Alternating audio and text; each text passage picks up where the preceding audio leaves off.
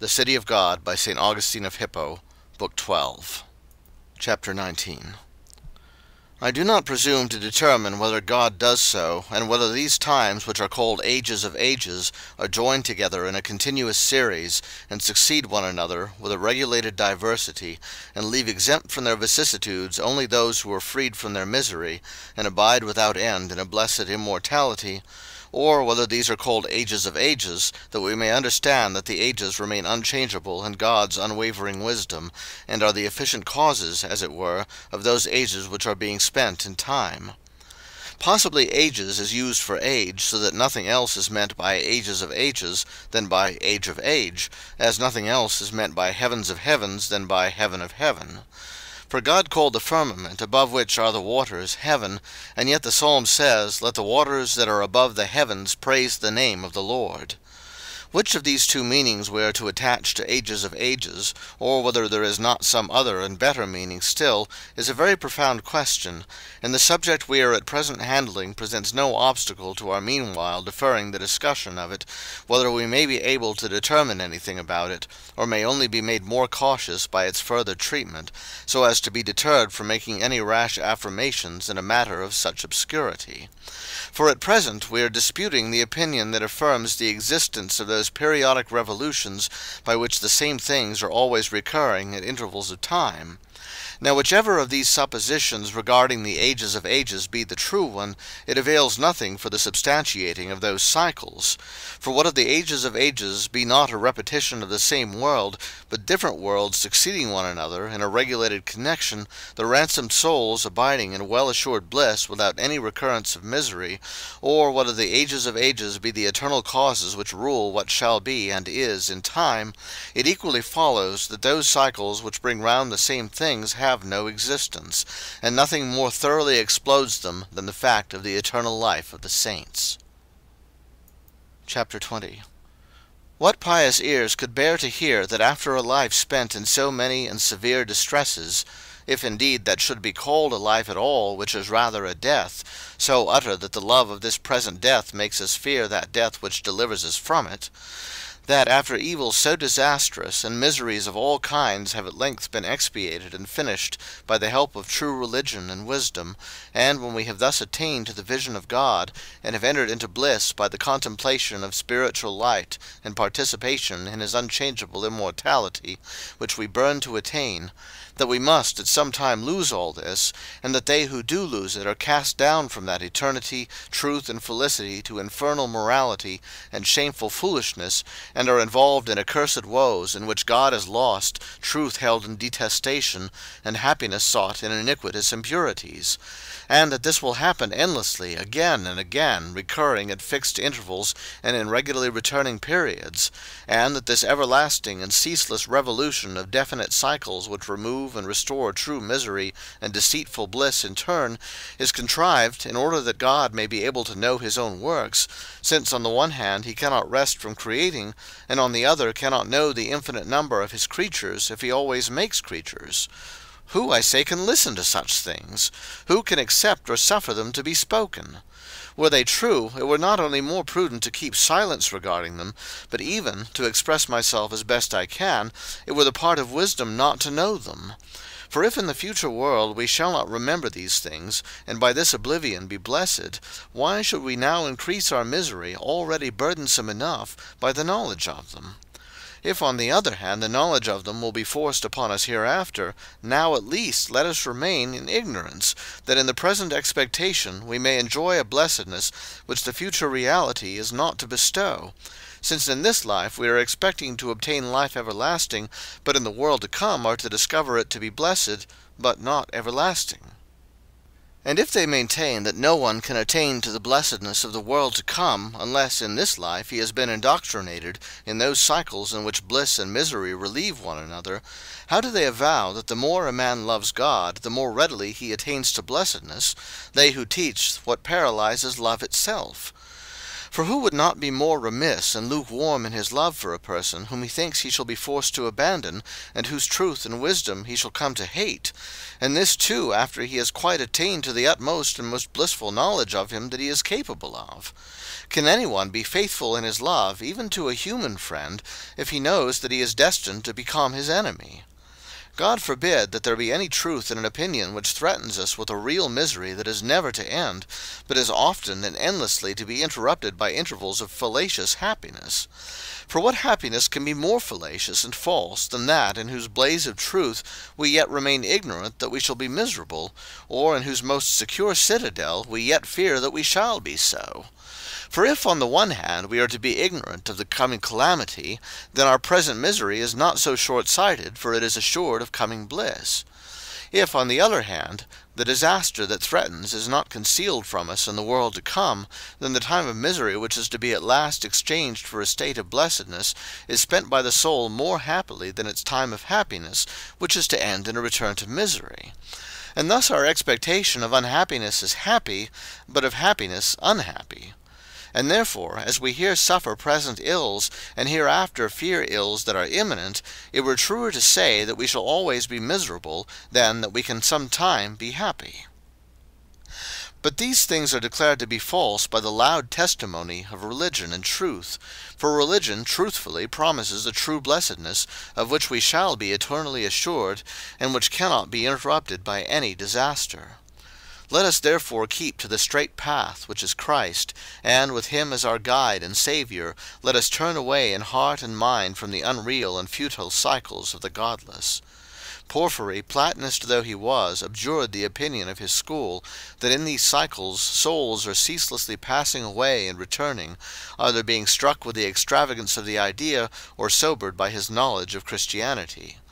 As I mentioned in the 10th book, he preferred saying that the soul, as it had been sent into the world that it might know evil, and be purged and delivered from it, was never again exposed to such an experience after it had once returned to the Father.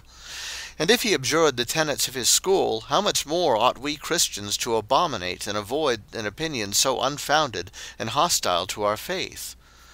But having disposed of these cycles and escaped out of them, no necessity compels us to suppose that the human race had no beginning in time, on the ground that there is nothing new in nature which, by I know not what cycles, has not at some previous period existed, and is not hereafter to exist again. For if the soul, once delivered, as it never was before, is never to return to misery, then there happens in its experience something which never happened before, and this indeed something of the greatest consequence, to wit, the secure entrance into eternal felicity. And if in an immortal nature there can occur a novelty, which never has been, nor ever shall be, reproduced by any cycle, why is it disputed that the same may occur in mortal natures? If they maintain that blessedness is no new experience to the soul, but only a return to that state in which it has been eternally, then at least its deliverance from misery is something new, since, by their own showing, the misery from which it is delivered is itself too a new experience. And if this new experience fell out by accident, and was not embraced in the order of things appointed by divine providence, then where are those determinate and measured cycles in which no new thing happens, but all things are reproduced as they were before? If, however, this new experience was embraced in that providential order of nature, whether the soul was exposed to the evil of this world for the sake of discipline, or fell into it by sin, then it is possible for new things to happen which never happened before, and which yet are not extraneous to the order of nature.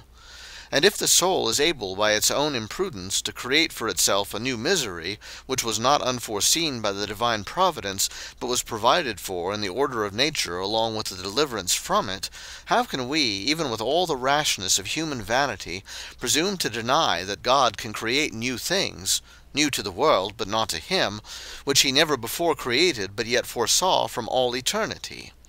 If they say that it is indeed true that ransomed souls return no more to misery, but that even so no new thing happens, since there always have been, now are, and ever shall be, a succession of ransomed souls, they must at least grant that in this case there are new souls to whom the misery and the deliverance from it are new. For if they maintain that those souls out of which new men are daily being made, from whose bodies, if they have lived wisely, they are so delivered that they never return to misery, are not new, but have existed from eternity, they must logically admit that they are infinite. For however great a finite number of souls there were, that would not have sufficed to make perpetually new men from eternity, men whose souls were to be eternally freed from this mortal state, and never afterwards to return to it. And our philosophers will find it hard to explain how there is an infinite number of souls in an order of nature which they require shall be finite, that it may be known by God. And now that we have exploded these cycles which were supposed to bring back the soul at fixed periods to the same miseries, what can seem more in accordance with godly reason than to believe that it is possible for God both to create new things never before created, and in doing so to preserve his will unaltered? But whether the number of eternally redeemed souls can be continually increased or not, let the philosophers themselves decide, who are so subtle in determining where infinity cannot be admitted. For our own part, our reasoning holds in either case. For if the number of souls can be indefinitely increased, what reason is there to deny that what had never before been created could be created, since the number of ransomed souls never existed before, and has yet not only been once made, but will never cease to be anew coming into being? If, on the other hand, it be more suitable that the number of eternally ransomed souls be definite, and that this number will never be increased, yet this number, whatever it be, did assuredly never exist before, and it cannot increase and reach the amount it signifies without having some beginning, and this beginning never before existed. That this beginning therefore might be, the first man was created. Chapter 21. Now that we have solved, as well as we could, this very difficult question about the eternal God creating new things without any novelty of will, it is easy to see how much better it is that God was pleased to produce the human race from the one individual whom he created, than if he had originated it in several men. For as to the other animals, he created some solitary, and naturally seeking lonely places, as the eagles, kites, lions, wolves, and such like. Others were gregarious, which herd together, and prefer to live in company, as pigeons, starlings, stags, and little fallow deer, and the like. But neither class did he cause to be propagated from individuals, but called into being several at once. Man, on the other hand, whose nature was to be a mean between the angelic and bestial, he created in such sort that if he remained in subjection to his Creator as his rightful Lord, and piously kept his commandments, he should pass into the company of the angels, and obtain, without the intervention of death, a blessed and endless immortality. But if he offended the Lord his God by a proud and disobedient use of his free will, he should become subject to death, and live as the beasts do, the slave of appetite, and doomed to eternal punishment after death. And therefore God created only one single man, not certainly that he might be a solitary, bereft of all society, but that by this means the unity of society and the bond of concord might be more effectually commended to him, men being bound together not only by similarity of nature, but by family affection. And indeed he did not even create the woman that was to be given him as his wife as he created the man, but created her out of the man, that the whole human race might derive from one man. Chapter 22. And God was not ignorant that man would sin, and that being himself made subject now to death, he would propagate men doomed to die, and that these mortals would run to such enormities in sin, that even the beasts, devoid of rational will, and who were created in numbers from the waters and the earth, would live more securely and peaceably with their own kind than men, who had been propagated from one individual for the very purpose of commending concord. For not even lions or dragons have ever waged with their own kind such wars as men have waged with one another. But God foresaw also that by his grace a people would be called to adoption, and that they, being justified by the remission of their sins, would be united by the Holy Ghost to the holy angels in eternal peace, the last enemy, death, being destroyed. And he knew that this people would derive profit from the consideration that God had caused all men to be derived from one, for the sake of showing how highly he prizes unity in a multitude. Chapter 23. God then made man in his own image, for he created for him a soul endowed with reason and intelligence, so that he might excel all the creatures of earth, air, and sea, which were not so gifted. And when he had formed the man out of the dust of the earth, and had willed that his soul should be such as I have said, whether he had already made it, and now by breathing imparted it to man, or rather made it by breathing, so that that breath which God made by breathing, for what else is to breathe than to make breath, is the soul. He made also a wife for him, to aid him in the work of generating his kind, and her he formed of a bone taken out of the man's side, working in a divine manner. For we are not to conceive of this work in a carnal fashion, as if God wrought as we commonly see artisans, who use their hands, and material furnished to them, that by their artistic skill they may fashion some material object. God's hand is God's power, and he, working invisibly, effects visible results. But this seems fabulous rather than true to men, who measure by customary and everyday works the power and wisdom of God, whereby he understands and produces without seeds, even seeds themselves. And because they cannot understand the things which at the beginning were created, they are skeptical regarding them, as if the very things which they do know about human propagation, conceptions, and births would seem less incredible if told to those who had no experience of them, though these very things too are attributed by many rather to physical and natural causes than to the work of the divine mind. Chapter 24. But in this book we have nothing to do with those who do not believe that the divine mind made or cares for this world. As for those who believe their own Plato, that all mortal animals, among whom man holds the preeminent place, and is near to the gods themselves, were created not by that Most High God who made the world, but by other lesser gods created by the Supreme, and exercising a delegated power under his control, if only those persons be delivered from the superstition which prompts them to seek a plausible reason for paying divine honors and sacrificing to these gods as their creators, they will easily be disentangled also from this their error. For it is blasphemy to believe or to say, even before it can be understood, that any other than God is creator of any nature, be it never so small and mortal. And as for the angels, whom those Platonists prefer to call gods, although they do, so far as they are permitted and commissioned, aid in the production of the things around us, yet not on that account are we to call them creators, any more than we call gardeners the creators of fruits and trees. Chapter 25. For whereas there is one form which is given from without to every bodily substance, such as the form which is constructed by potters and smiths, and that class of artists who paint and fashion forms like the body of animals, but another and internal form which is not itself constructed, but as the efficient cause produces not only the natural bodily forms, but even the life itself of the living creatures, and which proceeds from the secret and hidden choice of an intelligent and living nature, let that first mentioned form be attributed to every artificer, but this latter to one only, God, the Creator and Originator, who made the world itself and the angels without the help of world or angels. For the same divine and, so to speak, creative energy which cannot be made, but makes, and which gave to the earth and sky their roundness, this same divine, effective, and creative energy gave their roundness to the eye and to the apple, and the other natural objects which we anywhere see received also their form, not from without, but from the secret and profound might of the Creator, who said, Do not I fill heaven and earth? And whose wisdom it is that reacheth from one end to another mightily, and sweetly doth she order all things. Wherefore I know not what kind of aid the angels, themselves created first, afforded to the Creator in making other things. I cannot ascribe to them what perhaps they cannot do, neither ought I to deny them such faculty as they have.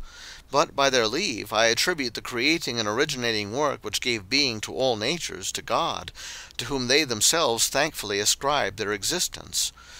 We do not call gardeners the creators of their fruits, for we read, Neither is he that planteth anything, neither he that watereth, but God that giveth the increase. Nay, not even the earth itself do we call a creator, though she seems to be the prolific mother of all things, which she aids in germinating and bursting forth from the seed, and which she keeps rooted in her own breast. For we likewise read, God giveth it a body as it hath pleased him, and to every seed his own body. We ought not even to call a woman the creatress of her own offspring, for he rather is its creator who said to his servant, Before I formed thee in the womb I knew thee. And although the various mental emotions of a pregnant woman do produce in the fruit of her womb similar qualities, as Jacob with his peeled wands caused piebald sheep to be produced, yet the mother as little creates her offspring as she created it herself. Whatever bodily or seminal causes, then, may be used for the production of things, either by the cooperation of angels, men, or the lower animals, or by sexual generation, and whatever power the desires and mental emotions of the mother have to produce in the tender and plastic fetus corresponding lineaments and colors, yet the natures themselves, which are thus variously affected, are the production of none but the Most High God. It is his occult power which pervades all things, and is present in all without being contaminated, which gives being to all that is, and modifies and limits its existence, so that without him it would not be thus, or thus, nor would have any being at all.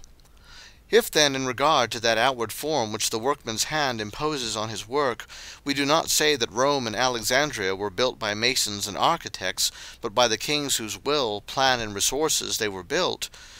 but so that the one has Romulus, the other Alexander, for its founder,